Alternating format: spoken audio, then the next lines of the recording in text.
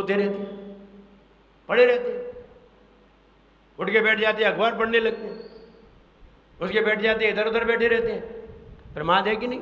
पूजन करना चाहिए। जानते हैं पूजन करना, लेकिन नहीं करते, प्रमाद है। और ज्ञान नहीं है तो अज्ञान है, अज्ञान और प्रमाद।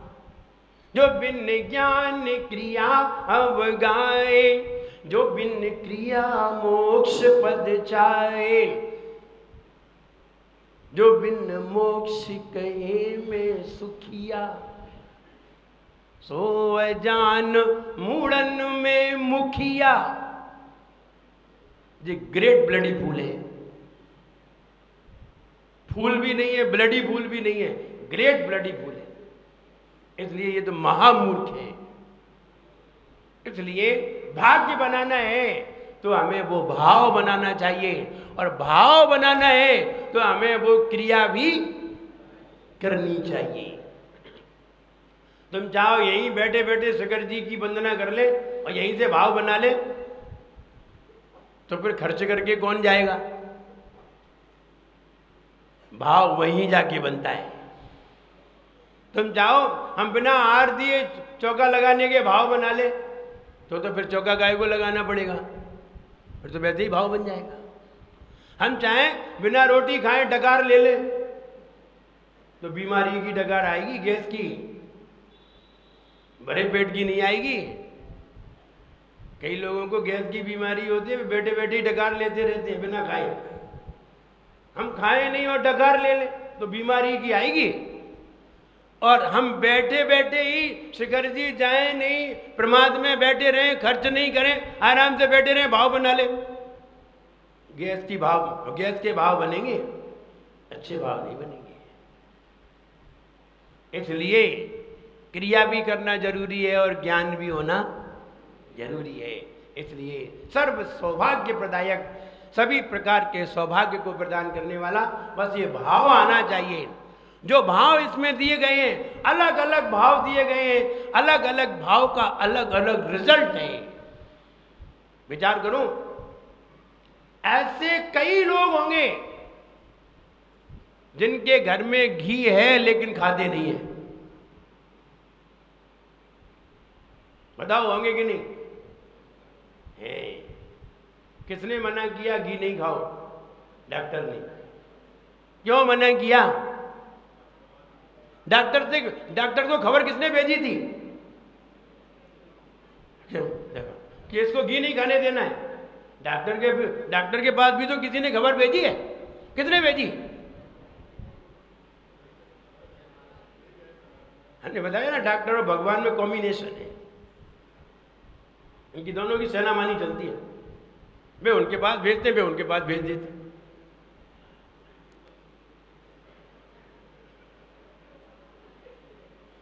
भगवान डॉक्टर के पास भेज देता है और डॉक्टर, दोनों की सेना मानी है। तो इसलिए इनसे तो भगवान ही बचाए। भगवान क्या बचाए? भगवान ही तो है, बचेंगे कैसे? इसलिए इनसे तो बचे ही नहीं सकते। हम ये कहना चाहते हैं, भाव बनाने की जरूरत है, और वो वाला भाव अभी जब हम अर्थ बताते हैं तो वो वाला भाव निकल करके आएगा। और ये वाला भाव अपने अंदर लाते हैं। जैसे कि कल का भाव क्या था? हे भगवान, जैसा ज्ञान आप में दिखाई देता है वैसा अन्य देवों में दिखाई नहीं देता। जैसी कांति मणियों में होती है वैसी मणि कांच के टुकड़ों में नहीं होती। भाव क्या प्रशंसा करने जा रहे हैं? भगवान आप जैसा दुनिया में कोई भी नहीं है। इतना कहो तो भगवान के पास जाते हो, नमो हरियंताणम नमो सिद्धानम नमो आयनियानम। भगवान भी सुन सुन के हड़ गए, परेशान। ना इसमें कोई प्रशंसा है ना कुछ है, सिर्फ नमस्कार है। अरे अलग अलग भावों से अलग अलग भावों से अलग अलग प्रशंसा करो, तब तो अलग अलग चीजें प्राप्त हो। तुम्हें तो बस एक ही 303 एक जगह लगानी है बस। तो कहने का मतलब ये है, हम अलग अलग भावों से प्रशंसा करें। इसलिए अलग अलग छंद लिखे गए हैं, अलग अलग प्रशंसा को पैदा करने के लिए, अलग अलग भाव को पैदा करने के लिए अलग अलग छंद लिखे जाते हैं। और अलग अलग छंद में अलग अलग भाव होता है, अलग अलग भाव का अलग अलग रिजल्ट होता है, अलग अलग किस्मत बनती है। सभी तरह की किस्मत बनती है। एक तरह की किस्मत की जरूरत हो तो एक ही तरह का भाव बनाइए। एक तरह की किस्मत की जरूरत है, एक ही तरह का भाव बनाइए। बस रोटी बनाओ, खूब महाराजों को खिलाओ। भगवान को तो खिला नहीं सकते, अब तो महाराज ही रह गए। महाराजों को खूब खिलाओ, रोटी रोटी मिलेगी बस। जो कभी कभी महिलाएं होती है ना, नहीं हमें तो गिलास देने, गिलास, हाँ दे लो गिलास, तो दाल तो देनी ही नहीं है, तो रोटी रोटी मिलेगी, दाल मिलेगी ही नहीं। तो इसलिए हर चीज देना चाहिए, मैं नहीं तो गिलास जरूर देने, और दाल दे लेंगी और चीजें दे लेंगी, नहीं वो गिलास जरूर देने। तो खैर उनका भी भाव ऐसा नहीं है, खराब भाव है, अच्छा भाव है। वे ये चाहते हैं केवल रोटी ना मिले, दाल भी तो मिले, और दाल अकेली मिल गई, रोटी नहीं मिली, फिर ये भी तो गड़बड़ है। एक साधु रोटी बना रहा था और उसने 4 रोटी बना ली, जंगल की बात थी, 4 रोटी बना के रख ली। अब सोचा कि सब्जी तो बना ले, और सब्जी बनाने के लिए बाजू में से वो सब्जी लाया, और सब्जी लाया और सब्जी बना रहा था। सब्जी बना रहा था, इतने में एक कुत्ता आया, तो कुत्ते ने रोटी उठाई और 4 रोटी बनाई थी, और वो भी कुत्ता ले गया। अब आगे आगे कुत्ता और पीछे पीछे साधु। अब बताओ वो कुत्ता रोटी छोड़ दे तो क्या साधु खाएगा? फिर क्या के लिए पीछे भाग रहा है? विचार करो, अगर वो रोटी छोड़ भी दे तो क्या करोगे? तुम खाओगे क्या? नहीं खाओगे। साधु तो समझता है, तो आगे आगे कुत्ता और पीछे पीछे साधु। बहुत सारे लोगों ने देखा, और आगे आगे दौड़ा जा रहा कुत्ता, वो भी पीछे से दौड़ रहा है। तो ये रविसेन भैया मिल गए, उन्होंने कहा भाई साहब ये बताओ, अब कुत्ता रोटी छोड़ देगा तो क्या तुम खाओगे? नहीं नहीं, बोले ये बात नहीं है। साधु ने कहा नहीं नहीं ये बात नहीं है। बोले फिर? बोले रोटी अकेली ले जा रहा है, सब्जी तो मेरे हाथ में है। हम ये कह रहे भैया रोटी अकेली गाय को खा रहा है, सब्जी भी तो ले जाए। तो हम सब्जी लेके दौड़ रहे हैं उसके पीछे, लेकिन वो रोटी अकेली लेके भाग रहा है। ऐसा नहीं हम उसकी रोटी छुड़ा रहे हैं, नहीं नहीं, उसको सब्जी भी देने जा रहे हैं। तो कभी कभी लोग वो सब्जी अकेली नहीं हमें रोटी भी देना, तो रोटी भी, हाँ सही बात, दोनों ही देना चाहिए। और जो देंगे वही चीज हमें भाती है। सुन लो अच्छी तरह, जिसने साधु की अंजलि में 1 अंजलि भर करके दूध नहीं दिया है अपनी जिंदगी में, इसको कभी भी दूध भाएगा नहीं। दूध अमृत है, दूध घर में रखा रहेगा, लेकिन दूध अच्छा नहीं लगेगा, क्योंकि तुमने साधु को दूध दिया नहीं है। जो चीज तुम दान कर सकते हो बस उसी चीज का तुम प्रयोग कर सकते हो, वरना वो चीज भरी रखी रहेगी और तुम उसका प्रयोग नहीं कर सकते। तुमने घी का दान नहीं किया है, घर में घी रखा रहेगा, लेकिन तुम खा नहीं सकते। जिन्होंने दान किया है वो खाएं।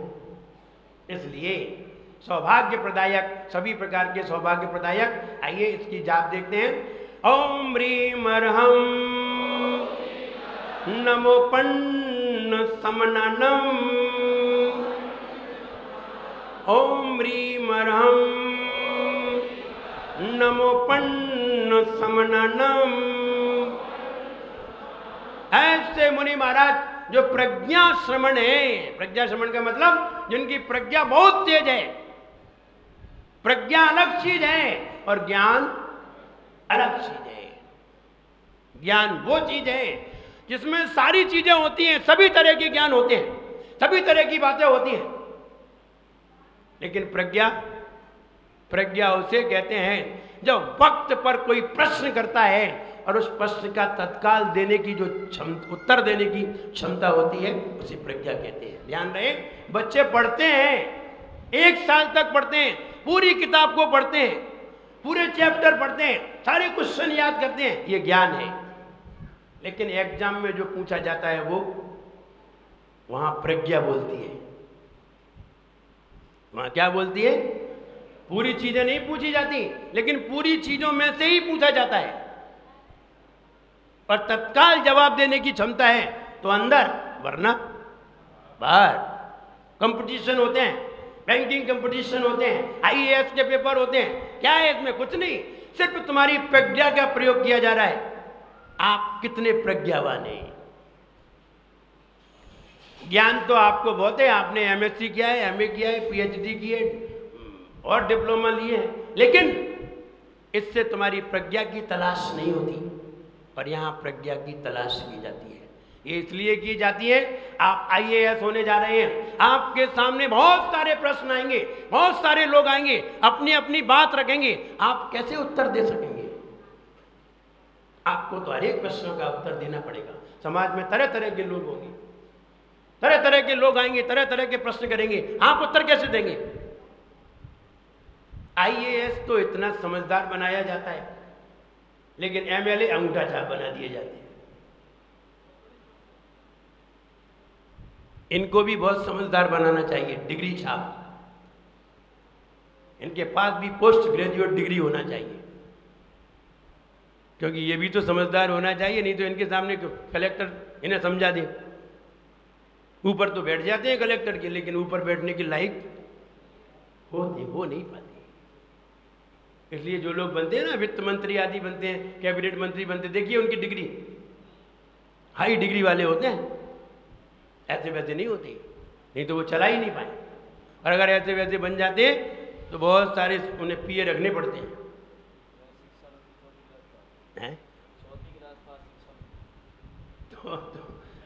तो कहने का मतलब ये है, जितने एजुकेटेड होते हैं वो बढ़िया रिजल्ट सामने लाते हैं, और एजुकेटेड नहीं होते वो रिजल्ट सामने नहीं लाते।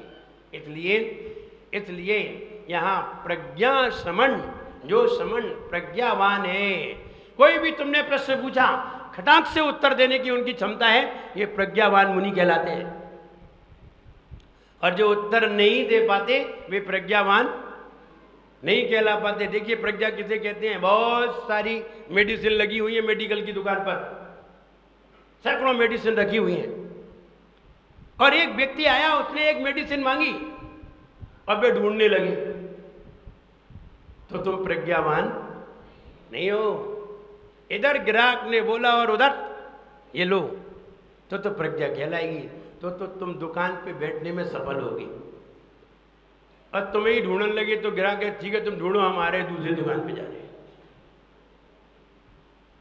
तुम्हारा कोई काम नहीं है। तुम्हारी कपड़े की दुकान है, बहुत सारे कपड़े लगे हुए हैं, और किसी ने आके कोई कपड़ा मांगा, तुमने फटाक से वो लगाए, तो तुम प्रज्ञावान हो। इसे ही प्रज्ञा कहते हैं, तत्काल उत्तर देने की क्षमता। ये प्रज्ञा 4 प्रकार की होती है। नंबर 1, वैनयिकी प्रज्ञा, वैनयिकी विनय, वैनयिकी प्रज्ञा। नंबर 2, कर्मजा प्रज्ञा। नंबर 3, पारिणामिकी। नंबर 1 वैनयिकी, नंबर 2 कर्मजा, नंबर 3 पारिणामिकी, नंबर 4 औत्पत्तिकी। औत्पत्तिकी 4 प्रकार की प्रज्ञा होती है। नंबर 1, अच्छा ऐसे लिख लो, विनय, नंबर 1 विनय, नंबर 2 कर्म, नंबर 3 उत्पत्ति, नंबर 4 परिणाम। ये सरल हो गया। अब इन्हीं के विशेषण लगा के कहा गया है। नंबर 1 विनय, नंबर 2 कर्म, नंबर 3 उत्पत्ति, नंबर 4 परिणाम। 4 प्रकार की प्रज्ञा होती है। ये प्रज्ञा क्या करती है?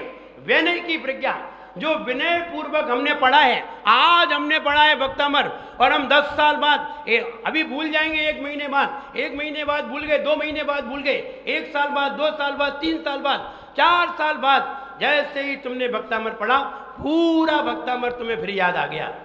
इसे कहते हैं विनय की प्रज्ञा। भूला हुआ याद आ जाना, विनय की प्रज्ञा। लेकिन वही याद आता है जिसको बड़े विनय से पढ़ा जाता है, बड़े विनय से, आदर से, सम्मान से, सम्मान करते हुए, बहुमान करते हुए, गुणगान करते हुए, जिनसे पढ़ा है और जिनका गुणगान है उनका बहुमान करते हुए, यशगान करते हुए अगर हम जो पढ़ते हैं वो वाली विद्या भूलने के बाद दोबारा लौट करके आ जाती है। इसे कहते हैं विनय की प्रज्ञा, विनय वाली। इसलिए विनय से हमें ऐसी चीज़ें बड़े विनय से पढ़ना चाहिए। कभी किताब का अनादर नहीं हो जाए, कभी वक्तामर का अनादर नहीं हो जाए, कभी हम लेटे लेटे पढ़ रहे हैं, कभी हम बिस्तर में लेटे हैं और गा रहे हैं, नहीं, अच्छे आदर से पढ़ें। बिना उपदेश के, बिना पढ़े जो विद्या प्राप्त होती है उसे कर्मजा कहते हैं। और नंबर 3 उत्पत्ति। उत्पत्ति की क्या मतलब है? आज हमने वक्तामर पढ़ा है और आज हम वक्तामर पढ़ के जा रहे हैं और आज वक्तामर पढ़ के हम 20 साल और दुनिया में जी करके मृत्यु को प्राप्त हो गए, दोबारा कहीं जाकर के मनुष्य हुए और वहां कहीं हमने वक्तामर सुना तो हमें पूरा वक्तामर याद आ गया। इस जन्म से अगले जन्म में विद्या का जाना उत्पत्ति है। ये वाली विद्या, बड़े विनय से जो विद्या पढ़ी जाती है वो कहीं नहीं जाती, हमारी जेब में ही रहती है। विनय से पढ़ा गया है हमारी जेब में ही रहेगा, कहीं नहीं जाएगा, कोई नहीं ले जा सकता, ना कोई छीन सकता है, मार के भी कोई नहीं छीन सकता। इसलिए वो अगले जन्म में जाती है। इसे कहते हैं उत्पत्ति विद्या। नंबर 4 परिणाम की विद्या, परिणाम वाली विद्या। इसे कहते हैं पर्यायगत विद्या।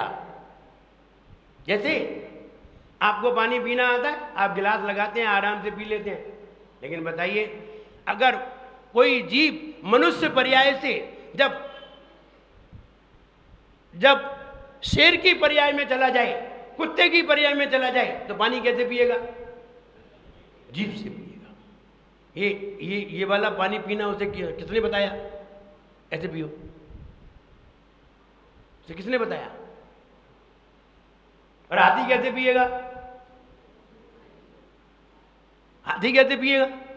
सूंड में भर के पिए। ये बताया किसने उसे कैसे पानी पियो? किसने बताया? किसी ने नहीं। बच्चे ने जन्म लिया और बच्चे ने जन्म लिया वो अपने आप दूध पीना सीख गया। जैसा बच्चा दूध पीता है वैसे ही अपन पीते हैं क्या? नहीं। तो बच्चे को किसने सिखाया? इसे कहते हैं पारिणामी की विद्या। इसे क्या कहते हैं? परिणामी की विद्या। परिणाम जैसी पर्याय वैसी ही विद्या प्राप्त हो जाती है।